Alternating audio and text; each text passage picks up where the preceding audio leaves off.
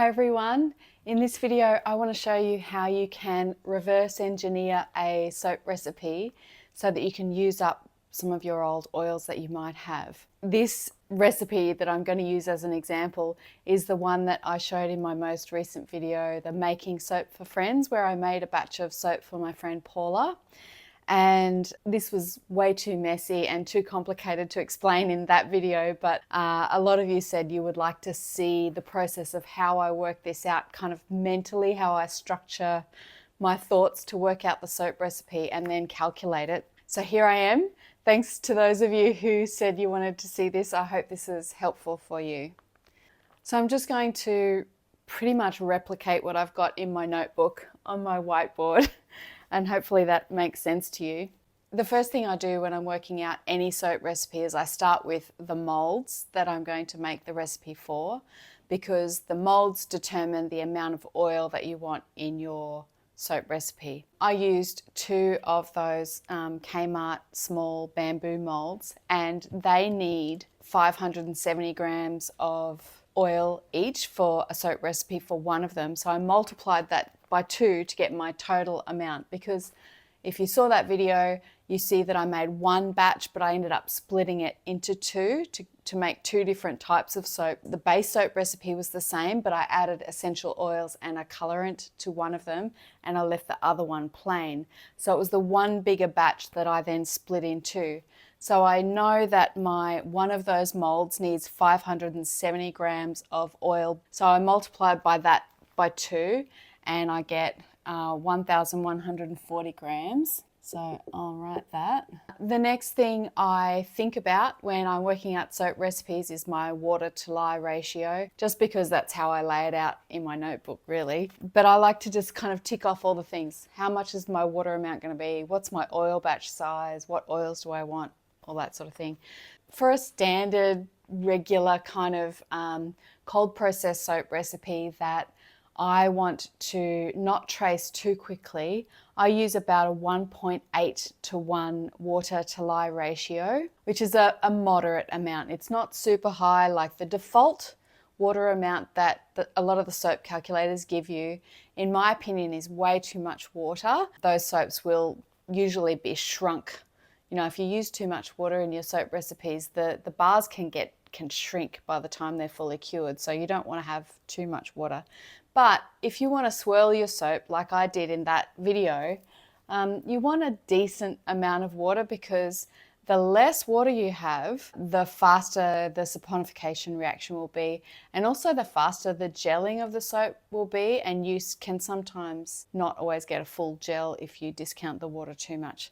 But anyway, there's another video for that. I will link all the relevant videos to this video below. I've pretty much done videos on all of these topics. If you have a look on my main channel page, you'll see everything there. So water to lye ratio, I decided I wanted 1.8 to 1. So for the 1 part lye or sodium hydroxide that I end up using, I use 1.8 times that as my water amount. The soap calculator will tell you what those amounts actually are. All I'm thinking at this point is ratios, like what general ratios I want. And then later on, when I've worked out exactly what I'm doing, then I go to the soap calculator and put all the values in, and it gives me the correct final amounts for everything. Once I knew my total oil amount for my soap recipe, then the next step I did was I was thinking about, well, what are the general ratios of different oils and fats that I want in the recipe. It's summertime here in Brisbane, and you know, the soap, it's quite high humidity, and I wanted a soap that would not be gooey for my friend Paula. So I wanted to have enough saturated fats in it, and I wanted to have a good lather. I didn't want to have anything that was too high in soft liquid plant oils. I also had a fair bit of palm oil that I wanted to use up, and had some coconut oil. So I thought to myself, I want to use, given that it's summertime, I'm going to use about 20% coconut oil knowing that it won't be too drying at this time of year. I wouldn't use that much coconut oil in a winter soap because that's our dry season and it can dry your skin out. I wanted to use about 40% palm oil in the recipe, and I wanted the rest to be liquid oils, monounsaturated and polyunsaturated fatty acids. So things like olive oil and rice bran and canola and stuff like that. And I knew that I had some olive oil, some small bottles of olive oil and macadamia nut oil that I really wanted to use up. I definitely had to use those bottles up completely. So they were going to form part of this liquid oil portion. How much I need for that is 40 and 20 is 60%, and 60% from 100% is 40%. So because your total oil, if you're working out percentages, the whole lot needs to add up to 100%. 40, 80, 100, that's right. So this is my liquid fats. Then I worked out what this was in gram amounts, just to give me a rough idea as I was kind of weighing out my oils to see how I was going. So 1140 times 0.2. The coconut oil was 228 grams. This is all just thinking in my head at this point. The reality turned out a little bit different, but this was how I was plotting my recipe. And 1140 times 0.4. So I'm just multiplying this total oil amount by 0.4 to get 40% or by 0.2 to get 20%. So 1,140 grams times 0.4 for 40% is 456 grams. And because 40% for the liquid oils as well, it's the same number, 456 grams. So this is generally what I was aiming for these. The next step is, once I kind of had the general ratios and I sort of knew what my recipe was going to be like, but not exactly, then I went into the kitchen. And if you saw the video that this is based on, you'll see that I first grabbed my olive oil and the macadamia nut oil, those small bottles that I needed to use up, and I poured them. I tared my scale in between each one and I poured them completely, emptied those into my soap making jug. And I wrote down the weights for those straight away because I really wanted to use both of those up completely. So this is a great way to use up some old oils if you roughly think you're going to have enough, or you can use them in combination with other oils to make up a portion of your soap recipe. And because our soap recipes need to be calculated as accurately as possible, it's not good enough to just say, I'll just put a whole lot of liquid oils in to make up 456 grams. You still need to know how much of each oil you have, because they have different saponification values, which will give you a different lye amount for each oil. So this was just my starting point. But then when I weighed out the different liquid fats, I wrote down exactly how much of each one went into my jug. So this is the actual recipe. This is actually what went into it. This is just like the planning. Ugh, that's hard to write. So that's the mental, in my head planning section. And this is what actually I used. I hope you can see this well enough. When I tipped out my olive oil, I emptied that bottle completely and there was 170 grams that went into the soap jug. And I did the macadamia nut oil, that was 74 grams. And I left that there. So I just poured those into one jug, wrote down those weights straight away. Then I went on to the palm oil. So for the palm oil, ideally I wanted 456 grams, but if you've seen the video, my palm oil was frozen in blocks and I had 4 blocks, and the 4 blocks of palm oil that I had weighed 420 grams, which was less than what I was aiming for, only by 36 grams, not very much less. But rather than shave off a bit more off a frozen block of palm oil, which would have been really messy and annoying, I just left my palm oil amount at 420 grams. I knew then to make up this section of my recipe, just to keep it kind of clear in my head, that was when I added a little bit of rice bran oil. I used 37 grams, and that kind of mentally then made up my palm oil section of the recipe. I hope that makes sense. I mean, obviously rice bran oil is a liquid oil, but just in terms of getting to this 100% amount, you know, the total of these is the 1140 grams, my total oil that I needed, which is 100%. I just kind of wanted to keep that section kind of neat in my head. So I added a little bit of rice bran oil to make up in total was actually 457 grams. Then I went to coconut oil, and I was aiming for about 228 grams of coconut oil. I do not know what happened, but I've got 234 grams written down here. And I think that's because I overweighed and I was just putting it in on top of my liquid fats. I accidentally poured in too much. So for my actual recipe, I had 234 grams of coconut oil. I hoped to get 228, but I accidentally put too much in. So I wrote down exactly what I put in. This is the actual recipe. So I wrote in my book 230 grams of coconut oil, 37 grams of rice bran, 420 of palm oil, and then I had my 74 grams of macadamia and my 170 grams of olive, which were already weighed out. Then all I needed now was something else to make up the remainder of this liquid oil section. So what I did then is, I hope you're following me here. What I did then was I added up all of these amounts to see how much more I needed to make my total oil batch amount. So what I did was I had it in my calculator and I thought, okay, I've got olive 170 plus 74 macadamia plus 420 palm plus 37 rice bran plus 234 coconut. That gave me 935 grams in total, all of these. And then I subtracted my total amount.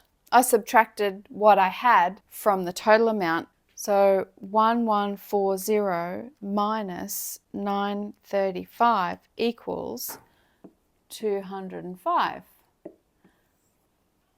Okay, so if this is my actual recipe and what I've got so far adds up to 935 grams, I need another 205 grams of oil to make up my total amount, and I've already got my palm, I've already got my coconut, I've added a little bit of rice bran mentally to make up the palm amount, which might be a bit silly, but it made sense to me at the time. So now I need 205 grams of another liquid oil to make up that portion, that roughly 40% portion of the recipe. And I had some lovely organic cold pressed canola oil that I got from Sovereign Foods a while ago. So I used that. So canola, 205. Yep, that's right. So I'll take off all these messy ticks. So just to add all that up again, just to double check that I had it right, get rid of that. So for the liquid amount, I've got 170 plus 74 plus 205. So that's those three, plus 420 plus 37. That's those two, plus 234 equals, so those plus those plus those equals 1140 grams, which is our total. So there you go, that's how I worked out my soap recipe. So do you see what I did? Mentally I was going for this, but actually I ended up with this. But the most important thing was that I recorded exactly, even the coconut oil that I overweighed, I recorded exactly what went into the soap making jugs. I did the ones that I knew that I needed first, and they were the palm and the coconut and the olive and the macadamia, because I needed to use up those little bottles. And then I just needed to fill out the rest of this portion with the canola, and that gave me the total amount that I needed. Then after that, what I did was I worked out my essential oils, because I wanted to add essential oils to half of this batch, to just one of those logs. And I knew that I wanted to use lavender with a little bit of cedar, and I wanted to make the total amount of essential oil for half of the batch at a 4% rate of the total oils. So to work that out, I was only fragrancing half of the oils. So half of that is 1140 divided by 2 equals 570. So I had 570 oil batch for one log. And then to work out the 4% total essential oil amount for that, it's 570 times 0.04. That gives you 22.8 grams, which I rounded up to 23 grams. It doesn't have to be super precise, but you want to be as close as you can. And then, so I wanted out of that, what did I do? So then I did, out of that, I just used lavender 20 grams and cedar 3 grams to make up 23. I kept that separate, and I just poured that into one of the batches. And if you go back and see that video, you'll see how I separated them, and I added the in the pot swirl to just one of them. So that's how I worked out the essential oils. I forgot to say before, I also, at the beginning, I decide what my super fat level is going to be. And for this recipe, I wanted that to be 5%. So these are my recipe specifications. This is my rough planning. This is my actual oil amounts that I ended up, and my essential oil amounts that I wanted to use as well. And then once I had that all written down, and you saw in the video, then I went back to my computer, and at this stage, I'm throwing this out completely, because this was what I aimed for, but it's not exactly what I ended up with. So I get rid of that totally out of my head. This is what I'm focusing on for my actual calculation using the soap calculator. I never bother with the essential oils in the soap calculator. You can use that section if you want. I just do it myself. And I do have a video on how to blend and calculate essential oils, and my other videos about notebook layouts and how to calculate soap recipes. It shows all of that. So hopefully you all know how to do that. Check out my other videos anyway to get more of an idea if you want to see more examples. So then what I did was, for this, because this is no longer in percentages, if you are used to calculating your soap recipes using percentages in a soap calculator, like Soap Calc or LiCalc or Soap Making Friend or whichever calculator you're using, most of the online soap calculators give you an option to calculate the oils by percentage or by the gram amount or the ounce amount, depending whatever units you're using. But because I already accurately had these recorded in the gram amounts, I wasn't going to waste time converting these gram amounts back to percentages, because I generally use percentage calculations in the soap calculator. But this was an unusual example where I had the gram amounts exactly.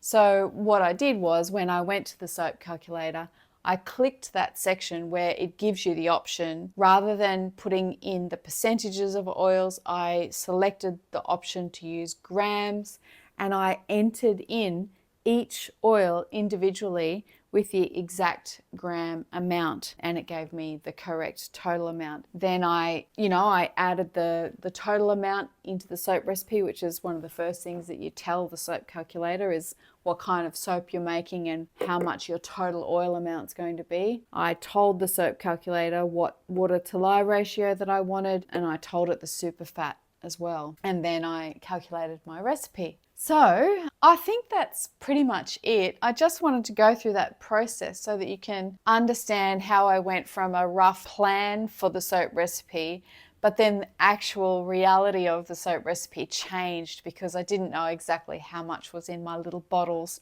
and I didn't know how many blocks of palm oil I was going to have and what they were going to weigh without me having to shave off bits of palm oil from another block. It was just a lot easier to kind of tweak it as I went, and that's how I did it. Anyway, if you have questions, please let me know, because some of this, if you're not used to working out the soap maker's mathematics, it can be a bit tricky to get your head around, but I hope I explained that well enough. And if you've got any other requests for videos like this, I'm happy to share them. So that's it for now. Let me know if you've got any questions and I'll help you out as best as I can. If you'd like to support the making of these videos and support me as I'm writing my soap making book actually about all of this stuff, then please give a donation, buy me a coffee through my Buy Me a Coffee page. Any support that you've got really helps. My main income is ad revenue from YouTube, and I do get some donations and regular support from some lovely people who buy me a coffee every month. $5 a month. It's about $3.30 US a month, and it just really helps me out. It's a low cost, but there are some people who pay that regularly, and that does really help me out. Anyway, I'll leave it there. Thanks for watching, everyone. I will see you again soon.